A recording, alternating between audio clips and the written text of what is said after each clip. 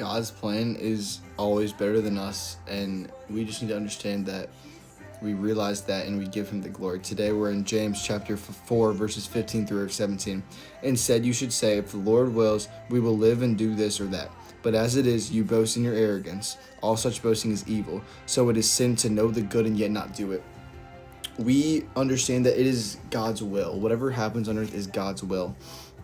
Verse 16 says, but as it is, you boast in your arrogance. All such boasting is evil. Us thinking that our will or our decisions are better than what God has in store for us is ignorant. It's evil. So it is sin to know the good and yet not do evil. When we think of sin, a lot of times, especially, I know I do this all the time, but when I think of sin, I think of, actions. I think of adultery.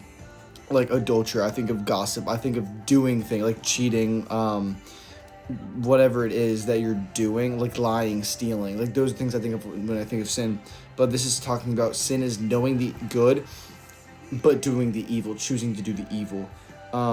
Sense of omission, when we don't do something, and that's a sin because we didn't do the right thing. And so understand that everything's in God's plan. Just be open to receiving God's word. I pray the prayer all the time, God, let your will be done. Let whatever's happening, let it happen. So just let it happen through God's will.